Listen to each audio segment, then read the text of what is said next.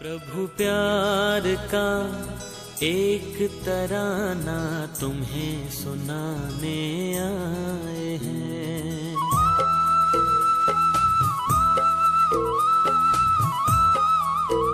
प्रभु प्यार का एक तराना तुम्हें सुनाने आए हैं। प्यार का सागर प्यार लुटाता ये बताने आए हैं। प्रभु प्यार का एक तराना तुम्हें सुनाने आए हैं। प्रभु प्यार का। ओम शांति। आज की तारीख है 2/6/13 और आज रविवार है, इसलिए हम अपने प्राणेश्वर प्राण प्यारे मीठे मीठे अव्यक्त वतनवासी अव्यक्त बाप दादा की ज्ञान मुरली सुनेंगे। तो रिवाइज कोर्स की तारीख है 5/1/77 77 की मुरली है और आज की ज्ञान मुरली का शीर्षक है त्यागी और तपस्वी बच्चे सदा पास हैं। प्रभु के समीप कौन है? जो त्यागी बच्चे हैं और तपस्वी बच्चे हैं। बाप दादा कहते हैं आज नैनों में समाये हुए बच्चों से, आज किसके नैनों में समाये हुए? बाप दादा के नैनों में समाये हुए बच्चों से नैन मिलन कर रहे हैं। हाँ, नैनों के द्वारा बाप दादा हम बच्चों से मिल रहे हैं। ऐसे बच्चों की दृष्टि में बाप दादा और ब्राह्मण ही हैं और यही उनकी सृष्टि है। बाप दादा के नैनों में हम बच्चे हैं और हम बच्चों के नैनों में बाप दादा है। बस हमारा यही संसार है। वे और कुछ भी देखते हुए देखते नहीं है, बस बाप दादा को देखते हैं, गोया सारे संसार को देखते हैं।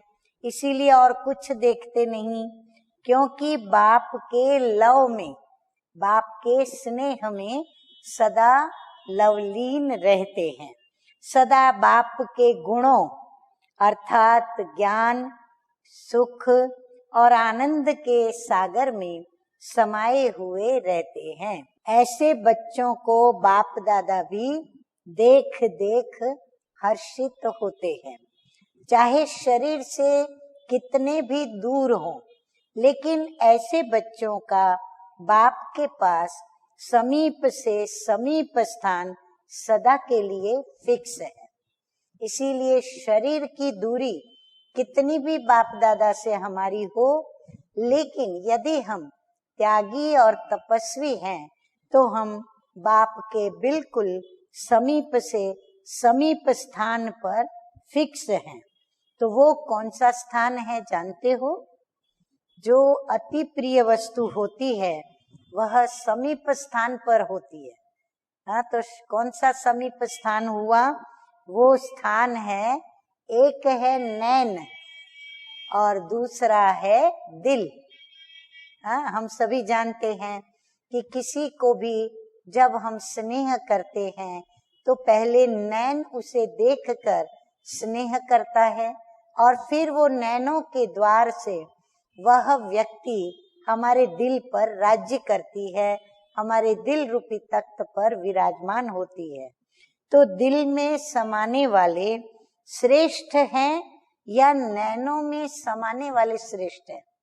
अब बाबा देखो, हम बच्चों की परीक्षा कर रहे हैं कि दिल में समाये हुए हो या नैनों में।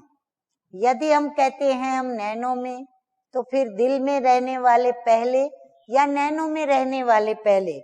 दोनों में कौन श्रेष्ठ है? दोनों में नंबर 1 कौन? दोनों का महत्व एक है या अलग अलग? हाँ, ये ऐसी बात हो गई जैसे किसी छोटे बच्चों से अक्सर लोग पूछते हैं मम्मी अच्छी लगती है या पप्पा अच्छा लगता है।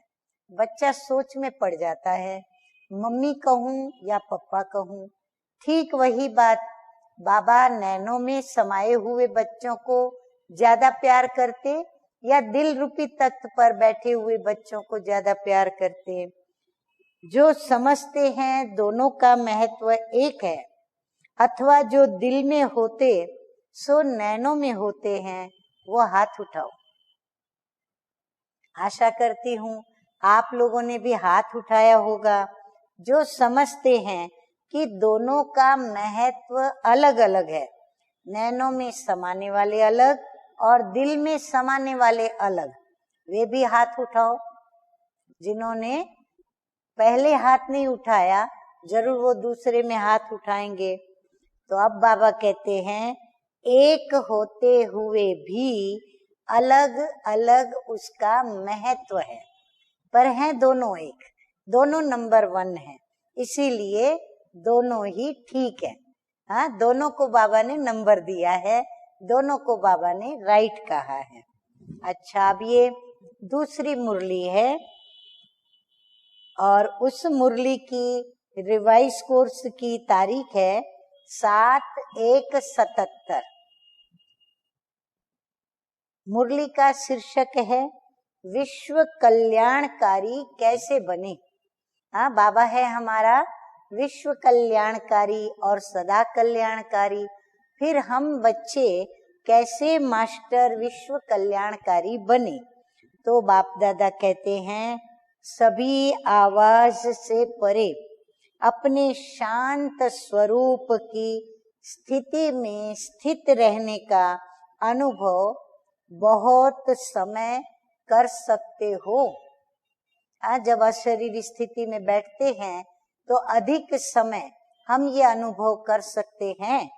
आवाज में आने का अनुभव ज्यादा कर सकते हो या फिर आवाज से परे रहने का अनुभव ज्यादा कर सकते हो। अब ये हर एक अपने से पूछे, जितना लास्ट स्टेज अथवा कर्मातीत स्टेज समीप आती जाएगी उतना आवाज से परे शांत स्वरूप की स्थिति अधिक प्रिय लगेगी। हाँ, बाबा इशारे में बता रहे हैं जितना जितना हम कर्मातीत स्थिति के समीप जाएंगे हमें शांति हर प्रकार से, बोलने में, सुनने में, बैठने में, वातावरण में, सब में शांति अधिक प्रिय लगेगी। इस स्थिति में सदा अतीन्द्रिय सुख की अनुभूति होती है। तो बाबा कहते हैं कि दूर बैठे हुए भी आप श्रेष्ठ आत्माओं के दर्शन और प्रभु के चरित्रों के दृश्य ऐसे अनुभव करेंगे जैसे कि सन्मुख देख रहे हैं। यदि हम अपनी शांत स्थिति में स्थित रहेंगे जितना अधिक समय, उतना बाबा कहते हैं कि हम प्रभु के दर्शन और प्रभु के चरित्रों के दृश्य मनुष्य आत्माएं अधिक ही अनुभव करेंगी।